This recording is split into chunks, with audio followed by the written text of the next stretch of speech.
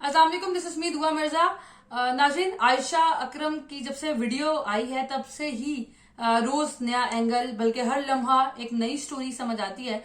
मुअम्मा बन गया है। कभी कोई एनी शाहिद का मौकफ आ जाता है, कभी डॉल्फिन एहलकार आ जाता है, और कभी मुख्तलिफ लोगों की आरा सामने आती हैं। फिर हमने ये भी देखा कि मुख्तलिफ एंगल्स के पीछे इशू को डेड करने की भी लोगों ने कोशिश की, और लोगों ने कहा कि वो टिकटॉकर थी और वो आधे कपड़े पहनती थी, वो कम कपड़े पहनती थी, उसने फ्लाइंग किस करके लोगों को प्रोवोक किया।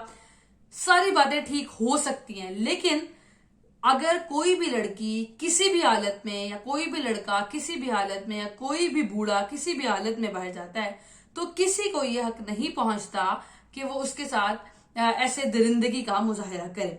आप इस्लामी जमहूरिया मुल्क में रहते हैं और वहां पर ऐसी चीजें होना इंतहाई काबिल अफसोस है। लेकिन आज एक और वीडियो वायरल हो रही है जिसमें एक चिंची में लड़कियां जा रही हैं और एक लड़का आता है, इंतहाई कॉन्फिडेंस से उसको किस करता है और चला जाता है। और इससे भी बड़ा सानेहा ये हुआ कि जो लोग ये मंजर देखते हैं वो कंडेम करने की बजाय, वो परेशान होने की बजाय, और अनकॉन्शियसली, इंतहाई अनकॉन्शियसली कहूंगी मैं, क्योंकि फौरी, जैसे हमारे अंदर सबकॉन्शियस में जो भी भरा होता है ना, वो आपका रिएक्शन, जो फौरी रिएक्शन होता है, वो आपको बताता है कि आपके अंदर जमीर किस स्टेज पर है।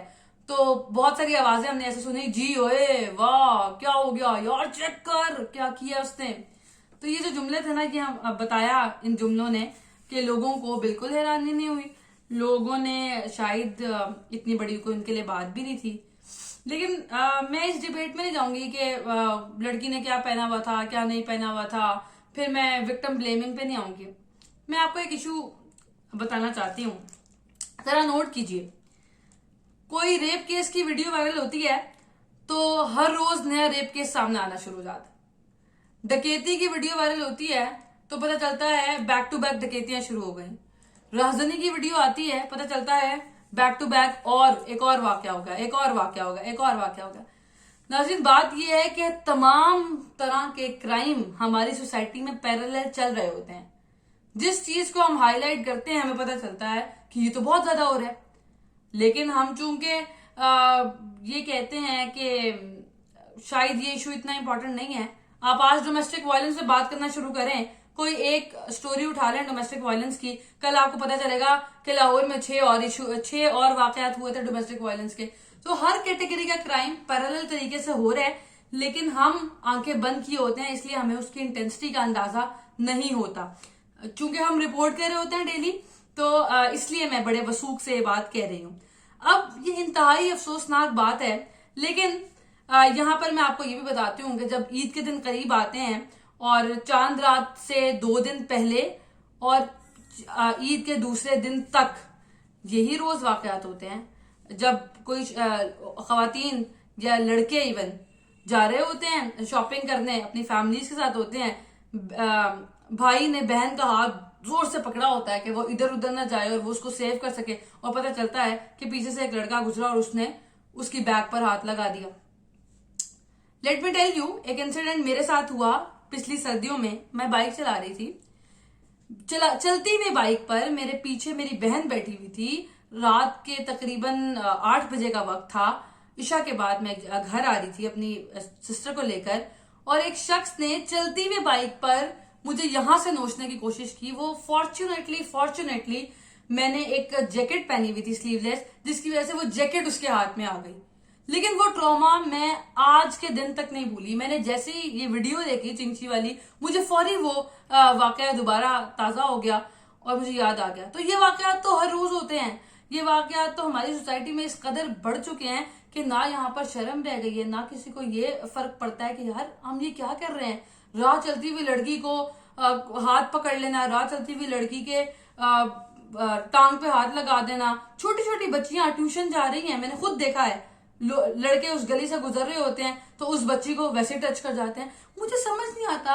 और सबसे बड़ी बात, अगर आप उसको थोड़े से ग्राउंड लेवल पे लेके आए तो आपने खुद भी एक्सपीरियंस किया होगा, या आपने आसपास देखा होगा कि आप दुकान पे जाते हैं चीज लेने, आप दुकानदार को पैसे देते हैं तो वो पैसे लेते लेते आपकी उंगली को भी घसीट लेता है। फिर आप कोई चीज पकड़ा रहे होते हैं तो पता चलता है कि जो चीज आपने उसके हाथ से पकड़ी तो आपके हाथ के नीचे से उसने बड़े प्यार से ऐसे पकड़ ली। ये छोटी छोटी हरासमेंट है जिनका हम जिक्र नहीं करते या जिक्र कर नहीं पाते, इसको शेयर भी नहीं कर पाते, क्योंकि अगर हम शेयर करें तो इसका हल क्या होगा? पुलिस में जाए या पुलिस में जाके क्या बताए कि हम बाजार जा रहे थे और एक लड़का, नामालूम लड़का आया, उसने पीछे से हाथ लगाया और वो चला गया। तो सेम नेचर का ये भी केस है जो कि बढ़ता ही चला जा रहा है। और ये इशू प्लीज इसको किसी भी कैरेक्टर के पीछे मत छुपाएं, इसको किसी भी ऐसे इशू एंगल देकर मत छुपाएं कि लड़कियों को बापर्दा होना चाहिए, लड़कियों को निकाब में आना चाहिए। तो निकाब वाली लड़कियों के साथ भी ऐसा ही होता है, ट्रस्ट मी। प्लीज इस इशू को संजीदा लीजिए, इसको समझिए। और बहुत जरूरी है कि ऐसे क्राइम जो कि हम रिपोर्ट इसलिए नहीं कर पाते कि पुलिस को जाके क्या बताएं, या वो एक इंसिडेंट ऐसा हो जाता है जिसका इम्पैक्ट लोगों की पूरी पूरी जिंदगी में रहता है। अब खुदा ना खास्ता जो लड़की का आप चेहरा वाजे तौर पे वीडियो में नजर आ रहा है, आप ये मुझे बताएं कि उसका इंटरव्यू ना हो, वो मीडिया पे ना आए, वो हम ट्रेस ना हो, दैट्स क्वाइट फाइन। लेकिन अब वो कितना सफर करेगी? जिस शख्स ने ये वीडियो देखी होगी, और हमारे यहाँ तो वीडियो भी वायरल इस तरह होती है शायद सवाब है, फौरी तौर पर हर बंदा शेयर कर रहा है, कोई अवेयरनेस के लिए शेयर कर रहा है, कोई ये शेयर कर रहा है क्या हुआ, कोई अपना गुस्सा दिखा रहा है। मैं भी आपको ये वीडियो दिखा रही हूँ, लेकिन आप ये देखें कि अब इस बच्ची के साथ क्या होगा पूरी जिंदगी। हालांकि यही वाकया बहुत सारी बच्चियों के साथ हो चुका होगा। This is very common in our society कि राह चलते हुए ऐसे वाकयात होते हैं। लेकिन ये ज्यादा इंटेंसिटी का इसलिए था या उसने इसलिए किस कर दिया। This is not so normal. हाथ पकड़ लेना, कोई जिस्म का हिस्सा दबा देना, ये तो बड़ा नॉर्मल है हमारे यहाँ, और ये भी इसी कैटेगरी का क्राइम है। मुझे ऐसा लगता है जैसे एक नेशनल इवेंट है, रोड्स पर बहुत ज्यादा रश था, आई हैव बीन देयर। मैं गवर्नर हाउस से टाउनशिप 3.5 घंटे में पहुंची हूँ, और मैंने रास्ते में देखा है कि फैमिलीज बाइक्स पर, एक बच्चा गोद से लटक रहा है, नीचे गिर रहा है, लेकिन माएं एंजॉय कर रही हैं और खवातीन एंजॉय कर रही हैं। पहली बात है कि ऐसे इवेंट्स पे प्लीज खुदारा हमारी सोसाइटी इस काबिल नहीं है कि आप बाहर आए, तो प्लीज फैमिलीज को लेकर बाहर मत आए। एंटरटेनमेंट घर में कर लें, अच्छे कोई मूवी देख लें, कोई घर में सेलिब्रेशन कर लें, लेकिन रोड्स पर निकलकर इस तरह हुल्लड़बाजी करना और फैमिलीज का आ जाना और एंजॉय करना कभी भी महंगा पड़ सकता है आपको। और ऐसे इश्यूज को रिपोर्ट क्या करेंगे यार, आप क्या रिपोर्ट करेंगे? इसका बेहतरीन चीज यही है कि आप एहतियात करें। दूसरी बात यह कि यहाँ पर सोचने की बात यह है कि हमारे मर्दों की तरबियत किस तरीके से होती है और फ्रस्ट्रेशन का क्या आलम है। ये वाकया कैसे हुआ, जो मेरी अपनी सेंस कहती है कि शायद एक ग्रुप होगा लड़कों का, टीनेजर्स का, और उनमें से एक लड़के ने ये कहा होगा कि जाओ उसको हाथ लगा के आओ या उसको किस करके आओ। तो वो चैलेंज में, शोखी में गया और उसने रश का फायदा उठाते हुए ये कर लिया, और फिर उस बंदे ने वीडियो बना ली। और उनके लिए सिर्फ ये फन था, लेकिन उनको अंदाजा नहीं था कि शायद इतनी वीडियो वायरल हो जाएगी। लेकिन साथ आप ये भी देखें कि दूसरी साइड से लोग पता क्या कह रहे हैं, एक आवाज वीडियो में ये भी सुनाई दी मुझे कि यार ये लड़की है, मतलब उनको शक है कि शायद ट्रांसजेंडर है, इसलिए हम इनके साथ ये कर सकते हैं। तो अगर ट्रांसजेंडर भी है तो who allowed you to do that? मतलब मैं माजरत के साथ ये बात कर रही हूँ कि वीडियो में जो नजर आ रहा है उसमें बहुत सारे लोग ये कंफर्म कर रहे हैं, नहीं नहीं ये लड़की है, नहीं नहीं वाकई लड़की है। तो कोई भी जेंडर हो, कोई मर्द भी हो, कोई भी चीज हो, आप कैसे दरिंदगी का मुजाहरा कर सकते हैं? आप कैसे इतना राइट रखते हैं कि आप उसके साथ जाकर उसको टच कर सकें?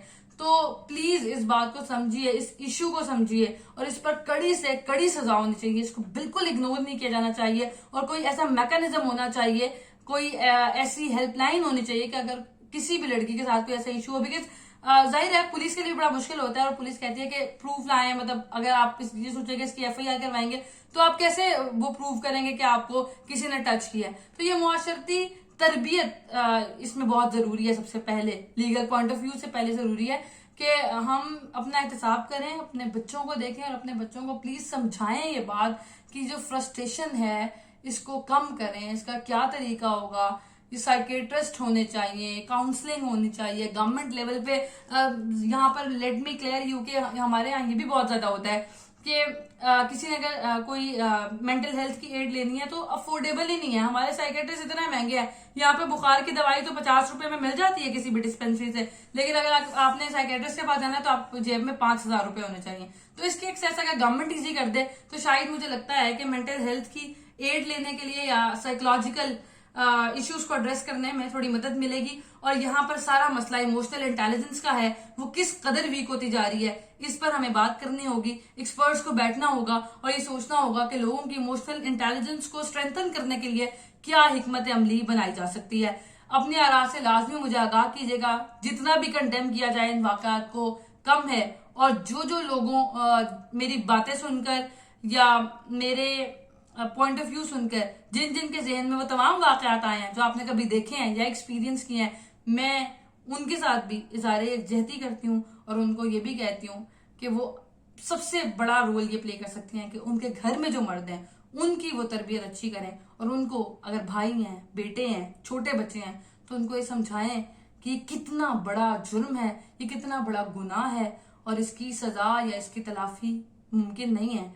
और हमारे यहाँ तो ये बस 1 मिनट का शायद लम्हा होता है, तो आप किसी का भी बाजू दबाकर या किसी की भी टांग दबाकर या किसी का भी मुंह नोच कर चले जाते हैं, उस बंदी के लिए वो कितना बड़ा सान्या बन जाता है। इसकी रियलाइजेशन बहुत जरूरी है। तो आप सबसे पहले अपना किरदार अदा कीजिए कि अपने घर के मर्दों को ये रियलाइज कराइए, इसी तरह ही चेंज मुमकिन है। Thank you.